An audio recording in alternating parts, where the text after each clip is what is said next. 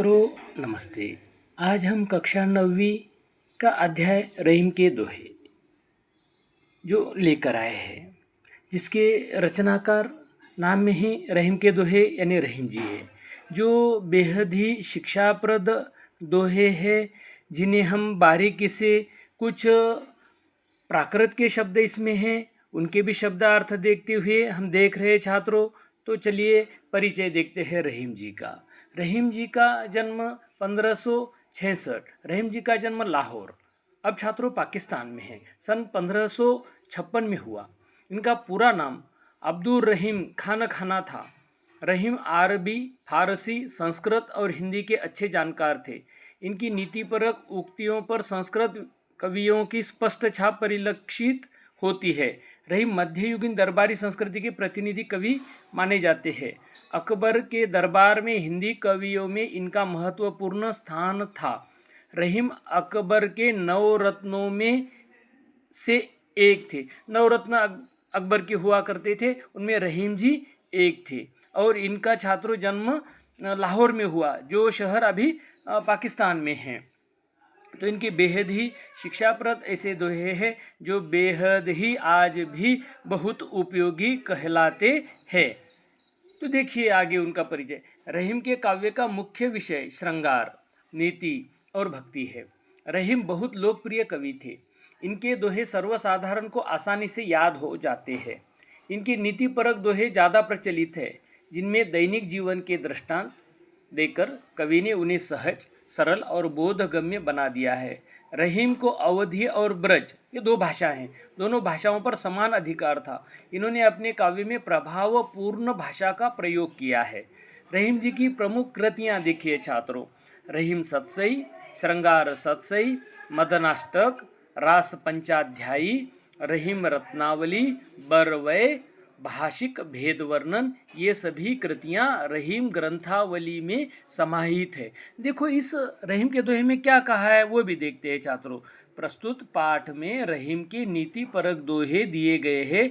ये दोहे जहाँ एक और पाठक को औरों के साथ कैसा बर्ताव करना चाहिए इसकी शिक्षा देते हैं, वहीं मानव मात्र को करणीय और अकरणीय आचरण की भी नसीहत देते हैं।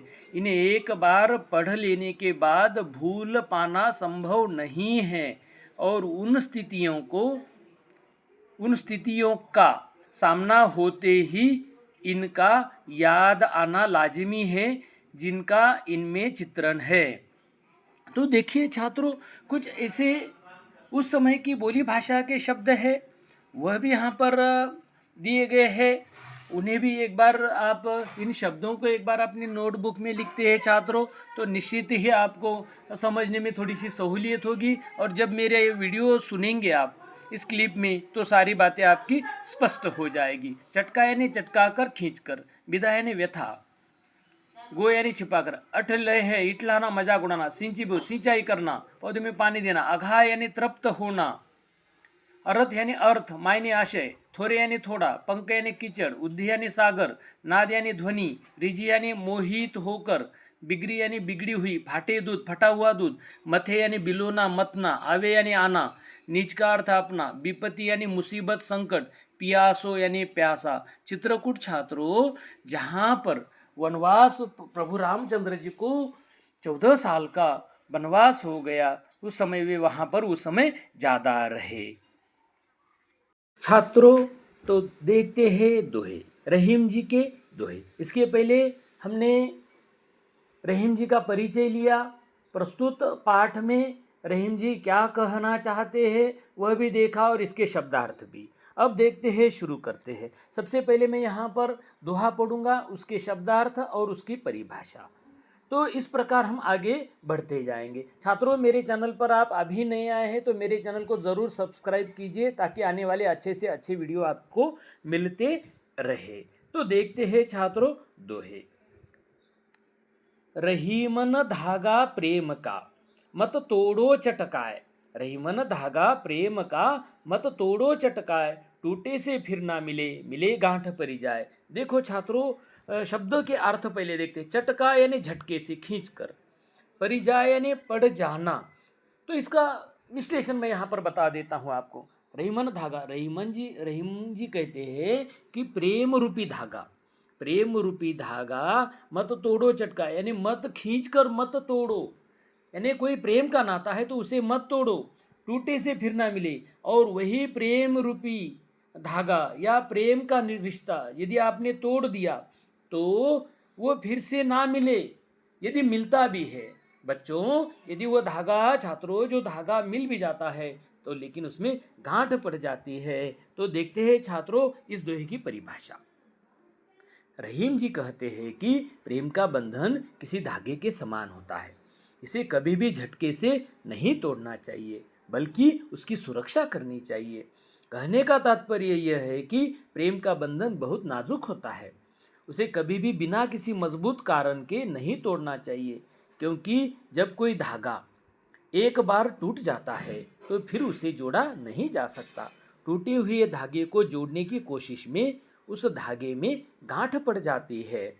उसी प्रकार किसी से रिश्ता जब एक बार टूट जाता है तो फिर उस रिश्ते को दोबारा पहले की तरह जोड़ा नहीं जा सकता। देखो छात्रों कितना सटीक अर्थ यहाँ पर परिभाषा व्याख्या में दिया गया है। तो दूसरा दोहा देखिए छात्रों, रही मन निज मन की बिथा, मन ही राखो गोय, सुनी अठी लय है लोग सब, बाटी न लय है कोय। देखो शब्दों, इसके अर्थ, शब्द के अर्थ देखते। बिथा यानी व्यथा, दर्द। गोय का अर्थ छिपाकर, छुपाकर। अठी लय है का अर्थ छात्रों इठलाना, मजाक उड़ाना। बाटी का अर्थ बांटना। कोय का अर्थ कोई। तो इसका मैं अर्थ बता देता हूं छात्रों, आप देखिए। रहीम जी कहते हैं निज, निज यानी अपने, निज यानी अपनी, मन की व्यथा, मन की व्यथा यानी छात्रों पीड़ा, दर्द, मन ही राखो गोए, मन में छुपा कर रखो, मन ही राखो, मन में छुपा कर, गोए यानी छुपाना। सुनी अठिले लोग सब, जब लोग आपकी व्यथा सुनते हैं तब वो हंसी मजाक उड़ाते हैं। अठिले का अर्थ बाटीन लहे कोई, आपके दुख दर्द में सहायता, आपका दुख कम करने में कोई नहीं आएगा। कोई का अर्थ कोई। तो छात्रों इसकी व्याख्या देखते हैं। रहीम जी कहते हैं कि अपने मन की पीड़ा या दर्द को दूसरों से छुपा कर ही रखना चाहिए, क्योंकि जब आपका दर्द किसी अन्य व्यक्ति को पता चलता है तो वो लोग उसका मजाक ही उड़ाते हैं। कोई भी आपके दर्द को बांट नहीं सकता, अर्थात कोई भी व्यक्ति आपके दर्द को कम नहीं कर सकता या आपके दुख दर्द में सहायता करने के लिए नहीं आएगा। तो देखिए छात्रों तीसरा दोहा, एक साधे सब सधे, एक साधे सब सधे, सब साधे सब जाए, रही मन मूल ही सिंचीबो, रही मन मूल ही सिंचीबो, फुले फले आघाए। तो देखो छात्रों इसके शब्दों के अर्थ देखते हैं। साधे यानी साधना, काम का पूरा होना, साधे का अर्थ। सब सधे, सिंचिबो यानी सिंचाई करना, सिंचिबो यानी छात्रों सिंचाई करना, और अघाय का अर्थ तृप्त होना। तो देखो छात्रों इसका मैं विश्लेषण बता देता हूं।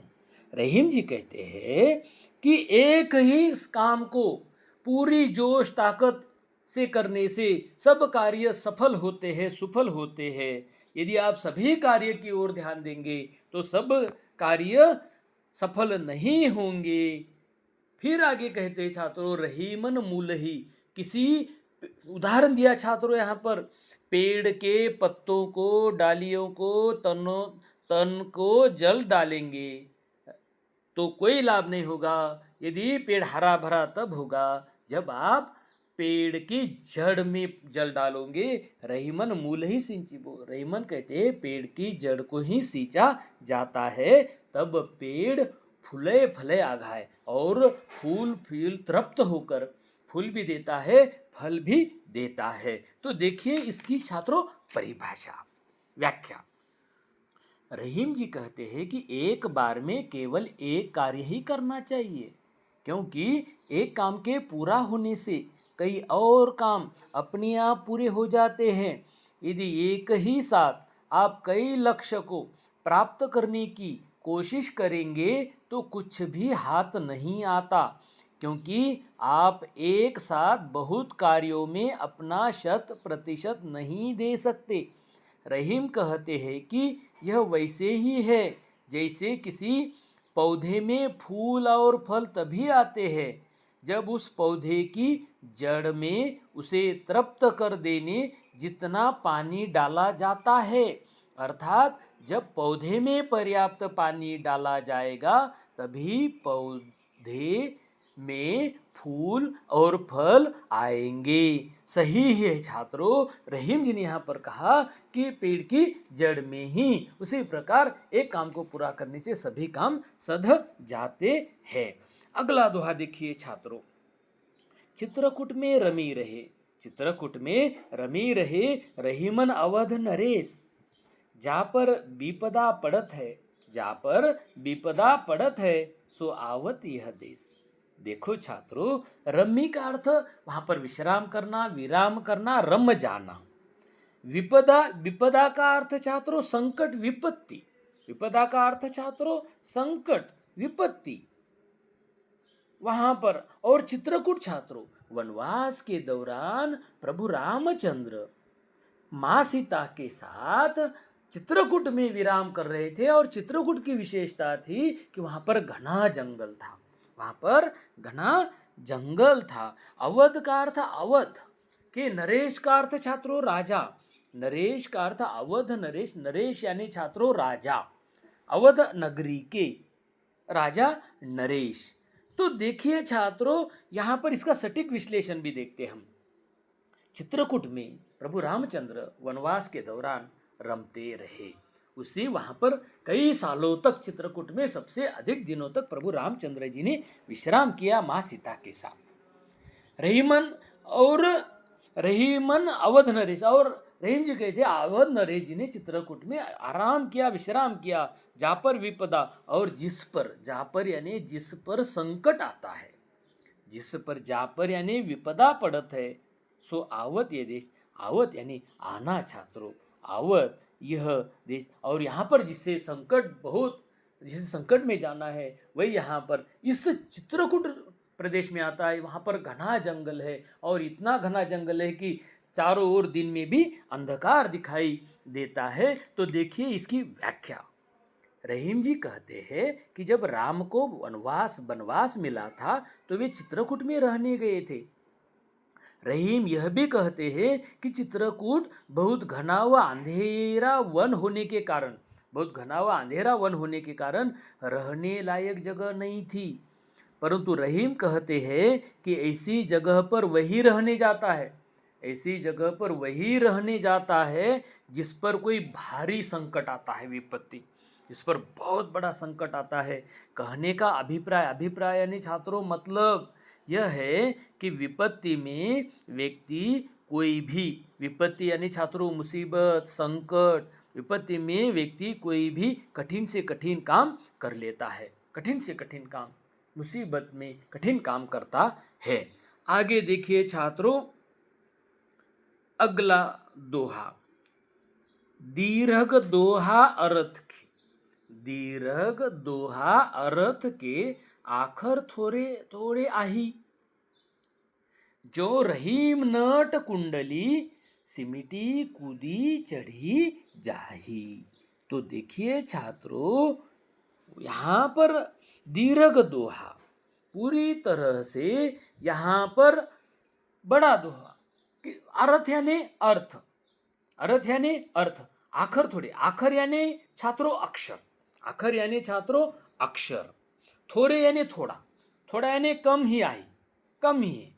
जो रहीम नट कुंडली, जो रहीम जी कहते हैं वह अपने शरीर में है, वह रहीम नट कुंडली सिमिटी कूदी, और स्वयं समेट कर एकत्रित होकर कूदी चढ़ी जाए। वो वहाँ पर ही, वह जब कोई नट, अभिनेता वहाँ पर, वह हम अर्थ में देखेंगे, नट का अर्थ कलाकार होता है, अभिनेता होता है, और वहाँ पर उसकी वह कुंडली में पूरी तरह से ध्यान मारने या बैठना, आसन में बैठना, कुंडली मारकर भी छात्रों ऐसा कहा जाता है, कुंडली में समीटी कूदी और कुंडली में वह स्वयं एकत्रित होकर चढ़ी जाए। जब आसन में बैठकर वह जब चढ़ी जाता है तो अर्थ देखिए छात्रों, यहाँ पर अर्थ यानी अर्थ, आखर यानी शब्द, थोड़े काम, तो इसकी व्याख्या देखते हैं छात्रों। रहीम जी का कहना है कि उनके दोहों में भले ही कम अक्षर या शब्द है, दोहा बड़ा नहीं कम अक्षर है, परंतु उनके अर्थ बड़े ही गहरे और बहुत कुछ कह देने में समर्थ है। परंतु उनके अर्थ, उन दोहों के अर्थ बहुत गहरे, गहरे यानी अधिक घने और बहुत कुछ देने में समर्थ है। ठीक उसी प्रकार जैसे कोई नट, अभी बताया नट कुंडली, जब नट कोई कलाकार, अभिनय करने वाला या कला दिखाने वाला, कलाबाजी करने वाला नट अपने कर्तव्य यानी कला, कर्तव्य के दौरान अपने बड़े शरीर को सिकुड़ कर, सिमटा, एकत्रित कर, छोटे सिमट कर वह कुंडली मार लेने, कोई आसन कुंडली मार लेना आसन के लिए कहा जाता है, कुंडली मार लेने के बाद छोटा लगने लगता है। कोई आसन जमाने पर बड़ा सा नट भी वो छोटा लगने लगता है। कहने का तात्पर्य है कि किसी के आकार को देखकर, कहने के तात्पर्य है कि दोहे का आकार को देखकर उसकी प्रतिमा का अंदाज़ा नहीं लगाना चाहिए। किसी का आकार देखकर वह छोटा बड़ा उसकी प्रतिमा, बिंब का अंदाज़ा नहीं लगाना चाहिए। यह भी यहाँ पर कहा छात्रों। अगला दोहा देखिए छात्रों, रहीम धनी रहीम जल पंक को, धनी रहीम जल पंक को लघुजिए पियत अघाय, उद्धी बड़ाई कौन है जगत पियासो जाए। तो देखिए छात्रों, धनी यानी धन्य, धनी यानी धन्य वही है, पंक यानी छात्रों कीचड़, पंक यानी छात्रों कीचड़, लघु यानी छोटा, उद्धी यानी सागर, उदधी, उदधी यानी सागर, समुंदर, सागर, सी, बड़ाई कौन है जगत पियासो जाए। पियासो यानी प्यासा, पियासो यानी छात्रों प्यासा, जाए। तो देखिए यहाँ पर इसके शब्द तो अभी देखिए, हमने सटीक विश्लेषण देखते हैं। धन्य है कहते हैं रहीम जी, जल पंख को लगेजिए, और जल पंख यानी पूरी तरह से कीचड़ में भी जल पंख को ही जिस प्रकार छोटे जीव को भी थोड़ा सा जल कीचड़ में भी कमल को एक जीव देने का काम करता है। कमल को जीने के लिए वहाँ का कीचड़ में जो थोड़ा जल है वह भी काफ़ी है, वह भी जिए पिए अघाय, प्यास बुझाने के लिए, उसे जीवित रहने के लिए अघाय है। उद्धी बड़ाई कौन है, उद्धी यानी सागर जो बहुत बड़ा है, उसे उसके समान दूसरा कोई नहीं, लेकिन जगत में प्यास हो जाए, और वह इतना बड़ा है लेकिन वह किसी का प्यास नहीं बुझा सकता, किसी की सहायता नहीं कर सकता। छोटे जीव जिस प्रकार कीचड़ में रहकर कमल जीवित रहता है, उसी प्रकार वहाँ पर समुद्र इतना बड़ा है, उसका कोई जीव के लिए प्यास, जीव की प्यास नहीं बुझा सकता।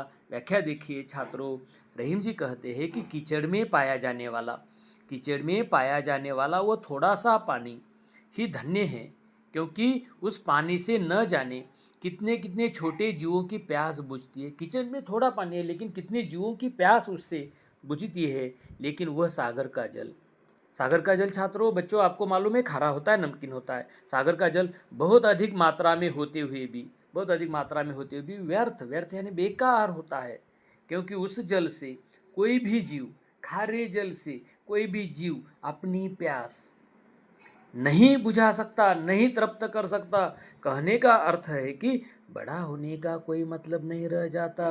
कहने का तात्पर्य छात्रों, बड़ा होने का कोई मतलब नहीं रह जाता यदि आप किसी की सहायता न कर सके। सही है छात्रों। अगला देखिए दोहा, नाद रिझी तन देत मृग, नाद रिझी तन देत मृग, नरधन हेत समेत, ते रहीम पशु से अधिक, रिझऊ कछु न देत।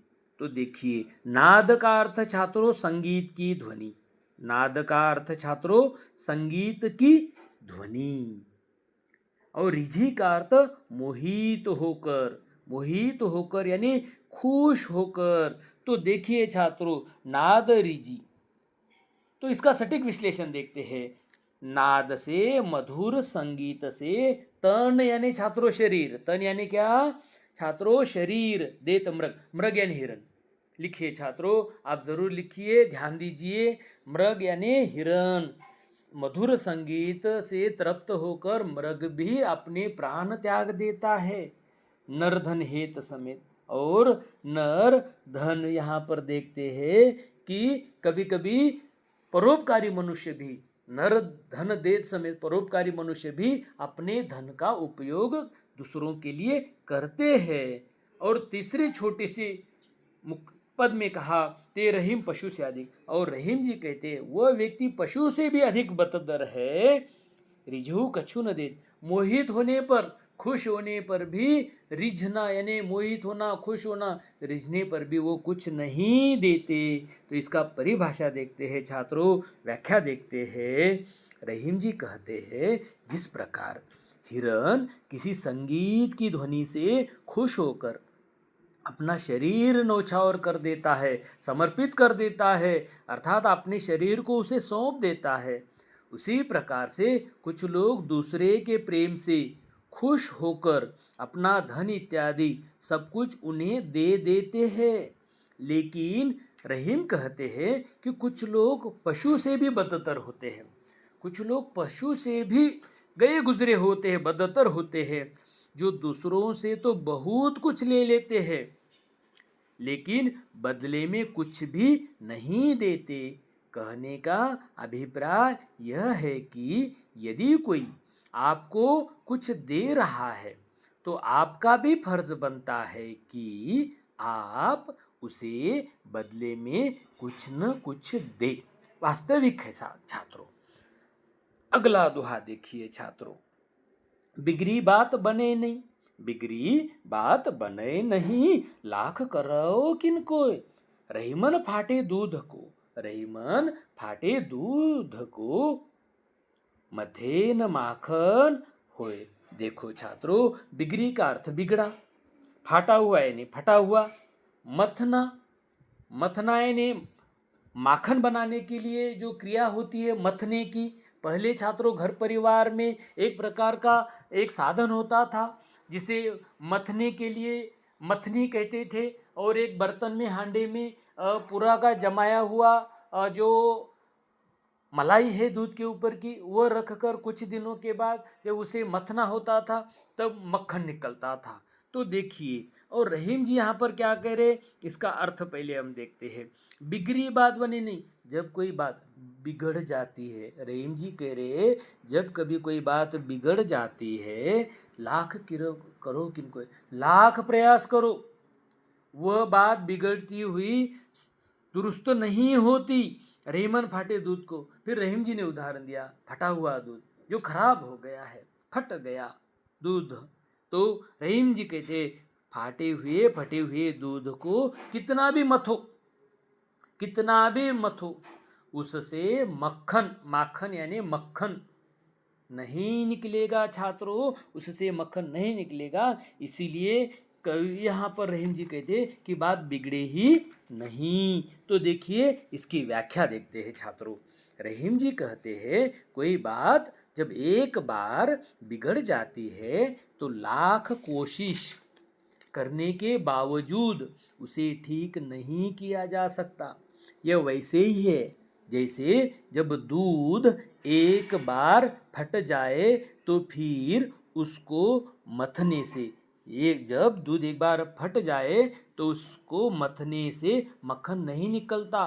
कहने का तात्पर्य यह है कि हमें किसी भी बात को करने से पहले 100 बार सोचना चाहिए, क्योंकि एक बार कोई बात बिगड़ जाए तो उसे सुलझाना बहुत मुश्किल हो जाता है। सही है छात्रों। अगला दोहा देखिए, रहीमन देखी बड़ेन को, रहीमन देखी बड़ेन को, लघु न दीजिए डारी, लघु न दीजिए डारी, जहाँ काम आवे सुई, जहाँ काम आवे सुई, कहा करे तरवारी। कहा करे तरवारी, तो शब्द देखते हैं छात्रों। बड़ेन का अर्थ बड़ा, लघु का अर्थ छोटा, डारी का यहाँ पर उपेक्षा के लिए, कम आंकने के लिए कहा है। आवे का अर्थ छात्रों आना। कहा करे तरवारी, तरवारी यानी तलवार छात्रों, खड़क तलवार। तो इसका विश्लेषण मैं यहाँ पर बता देता हूँ, बाद में हम व्याख्या देखते हैं। रहीम जी कहते हैं, रहीमन देखी बड़ेन को। मैंने रहीम जी कहते हैं मैं बड़े बड़ों को देख चुका हूँ, लघु न दीजिए डारी, और लघु को भी देखा है। लघु भी वह बड़े चीज को देखा है, और बड़ी चीज बड़ों को देखा है, बड़ी चीज़ों को देखा है। कोई बहुत बड़ी चीज़ है, पत्थर है बहुत बड़ा, लेकिन छोटे पत्थर की भी उपेक्षा नहीं करनी चाहिए। डारी उसके लिए कहा है। यहाँ पर जहाँ काम आवे सुई, और जहाँ पर सुई से एक छोटा सा कील होती है जो लोहे की होती है, छोटी सी सुई उसे कहते हैं, घर परिवार में होती है, बटन वगैरह टाँकने के लिए, लगाने के लिए। तो छोटी सुई, जहाँ काम सुई आवे, आवे यानी आना, जहाँ सुई काम आती है, कहा करे तरवारी। तरवारी यानी वहाँ पर तलवार का क्या काम। तो देखिए इसका अर्थ छात्रों, रहीम जी कहते हैं कि किसी बड़ी चीज़ को देखकर किसी छोटी चीज़ की उपेक्षा नहीं करनी चाहिए। अर्थात बड़ी चीज़ के होने पर किसी छोटी चीज़ को कम नहीं समझना चाहिए, क्योंकि जहाँ छोटी चीज़ की ज़रूरत होती है वहाँ पर बड़ी चीज़ बेकार हो जाती है। उदाहरण दिया छात्रों, जैसे जहाँ सुई की ज़रूरत होती है वहाँ तलवार का कोई काम नहीं होता। कहने का अभिप्राय यह है कि किसी भी चीज़ को कम नहीं समझना चाहिए, क्योंकि हर एक चीज़ का अपनी अपनी जगह महत्व होता है। सही तो है। अगला देखिए छात्रों, दोहा। रहीमन निज संपत्ति बिना, रहीमन निज संपत्ति बिना, कौन विपत्ति सहाय, कौन विपत्ति सहाय। बिनु पानी जो जलज को, बिनु पानी जो जलज को, नहीं रवि सके बचाए, नहीं रवि सके बचाए। देखिए पहले शब्द देखते हैं, शब्द के अर्थ देखते हैं। निज यानी अपना, निज यानी अपना, विपत्ति यानी संकट, संपत्ति यानी धन दौलत, सहाय का अर्थ सहायता, बिनु यानी बिना, जलज, जलज यानी कमल, और रवि यानी सूर्य, रवि यानी सूर्य। तो देखिए छात्रों, मैं यहाँ पर विश्लेषण पंक्ति का बताता हूँ, बाद में व्याख्या देखते हैं। रहीम जी कहते हैं जो अपनी संपत्ति बिना, या जिसके पास धन नहीं होता, जो अपनी संपत्ति के बिना है, उसे संकट में, विपत्ति में कोई सहायता नहीं करता। कहा जाता है छात्रों, मानवता, इंसानियत बड़ी चीज़ है, लेकिन कभी कभी धन की बहुत आवश्यकता होती है, बिना धन के कोई कीमत नहीं। ऐसा भी रहीम जी ने यहाँ पर कहा। बिनु पानी जो जलज को, और कमल बहुत अच्छा है, लेकिन उसे थोड़े से जल की जरूरत है। जलज यानी कमल छात्रों, जलज यानी कमल, जल में रहने वाला, इसलिए जलज। बिनु पानी, बिना पानी के कमल को, बिना पानी के कमल को इतना प्रतापी, महाप्रतापी रवि, रवि यानी सूर्य, सूर्य भगवान भी उसे बचा नहीं सकते। इसीलिए विपत्ति में कहा जाता है छात्रों, धन काम आता है। तो देखिए छात्रों इसकी व्याख्या। रहीम जी कहते हैं कि जब आपके पास धन नहीं होता है तो कोई भी विपत्ति में आपकी सहायता नहीं करता। यह वैसे ही है जैसे यदि तालाब सूख जाता है तो कमल को सूर्य जैसा प्रतापी भी नहीं बचा पाता है। कहने का तात्पर्य यह है कि आपका धन ही आपको आपकी मुसीबतों से निकाल सकता है, क्योंकि मुसीबत में कोई किसी का साथ नहीं देता। कितने साल पहले कहा रहीम जी ने, और आज हम देखते हैं, आज सभी तरह इसी प्रकार का बोलबाला छात्रों देखने को मिलता है। अंतिम दोहा देखिए छात्रों। रहीमन पानी राखिए, रहीमन पानी राखिए, बिनु पानी सब सुन, बिनु पानी सब सुन। पानी गए न उबरे, पानी गए न उबरे मोती मानुष चून। देखो छात्रों, रहीमन पानी राखिए संपत्ति के लिए यहाँ पर कहा है। पानी 3 प्रकार का है, एक में संपत्ति भी है। बिनु पानी सब सुन, बिन बिन यानी बिना, सुन यानी एकदम सुनसान, असंभव। यहाँ पर सुन का अर्थ असंभव, नामुमकिन, मुमकिन नहीं छात्रों, नामुमकिन, असंभव। सुन का अर्थ पानी गए न उबरे, पानी गए न उबरे, पूरी तरह से वह यदि हमने इसे संभाल कर तो मोती मानुष चून, और मोती भी मनुष्य, और कौन सा मोती है वह भी हम देखते हैं, नहीं तो उसका जीवन पूरी तरह से व्यर्थ जाएगा, नष्ट हो जाएगा। तो देखिए यहाँ पर छात्रों, सरल इसका अर्थ देखते हैं। रहीमन पानी राखिए, रहीम जी कहते हैं पानी यानी मनुष्य के लिए विनम्रता है, विनम्रता है, आभा है, और पूरी तरह से एक प्रकार का तीसरा है जल। पहला है पानी, वह है विनम्रता। दूसरा है पानी, तेज आभा चमक, और तीसरा है जल, जल यानी पानी। इन 3 को संभाल कर रखिए, बिन पानी से। और ये 3 नहीं छात्रों, मोक्ष की प्राप्ति धर्म अर्थ या पुरुषार्थ की प्राप्ति धर्म अर्थ काम मोक्ष से होती है। उसी प्रकार मनुष्य को तरने के लिए इन 3 पानियों को संभालने के लिए रहीम जी कह रहे। पहला पानी है विनम्रता, दूसरा पानी है आभा तेज चमक, और तीसरा पानी है जल, जिसे हम आटे को जोड़कर, आटे यानी अनाज को जोड़कर, चून यानी आटे के लिए कहा है। पानी गए न उबरे, पानी को हम पूरी तरह से नहीं संभाल कर रखे, जोड़कर इन तीनों, तो पूरी तरह से अगर इन्हें हमें संभाल कर नहीं रखा तो वह न उभरे, तो मोती मानुष चून। तो यहाँ पर इसका अभी सरल परिभाषा देखते हैं छात्रों। इस दोहे में रहीम जी ने पानी को 3 अर्थों में वर्णन किया है। पानी का पहला अर्थ मनुष्य के लिए किया गया है, जिसका अर्थ है विनम्रता। रहीम कह रहे हैं कि मनुष्य में हमेशा विनम्रता वाला पानी होना चाहिए। पानी का दूसरा अर्थ यहाँ पर दिया गया है आभा, तेज या चमक से है, जिसके बिना मोती का कोई मूल्य नहीं होता। मोती आभा तेज चमक उसके लिए कहा है, कोई मूल्य नहीं होता। और पानी का तीसरा अर्थ यहाँ पर जल से है, जिसे आटा यानी अनाज, उसमें चून से जोड़कर दर्शाया है, बताया है। रहीम का कहना है कि जिस तरह आटे का अस्तित्व पानी के बिना, जिस तरह आटे का अस्तित्व पानी के बिना नहीं हो सकता है, उसी तरह मनुष्य को भी अपने व्यवहार में हमेशा विनम्रता रखनी चाहिए, नम्रता रखनी चाहिए, जिसके बिना उसका जीवन जीना व्यर्थ हो जाता है। छात्रों, वास्तव में ये दोहे बहुत पहले लिखे गए हैं, लेकिन आज इनका मानव जीवन में असंख्यक महत्व है। रहीम जी के दोहे, जिसका हमने छात्रों सबसे पहले हमने दोहों को पढ़ा, उसके शब्द देखे, उसका मेरी भाषा में मैंने सटीक विश्लेषण बताया, उसकी व्याख्या भी हमने देख ली है। छात्रों, तुरंत ही इसके साथ साथ इसका हम स्वाध्याय भी लेकर आने वाले हैं, होमवर्क एक्सरसाइज भी लेकर हम आने वाले हैं। मेरे चैनल को अभी तक आपने सब्सक्राइब नहीं किया है तो ज़रूर कीजिए। हर कक्षा की आपको यहाँ पर वीडियो क्लिप इस चैनल पर मिलेगी और आपका इससे ज्ञान समृद्ध हो, इसी शुभ कामना के साथ मिलते हैं पुनः वीडियो के साथ। छात्रों, धन्यवाद।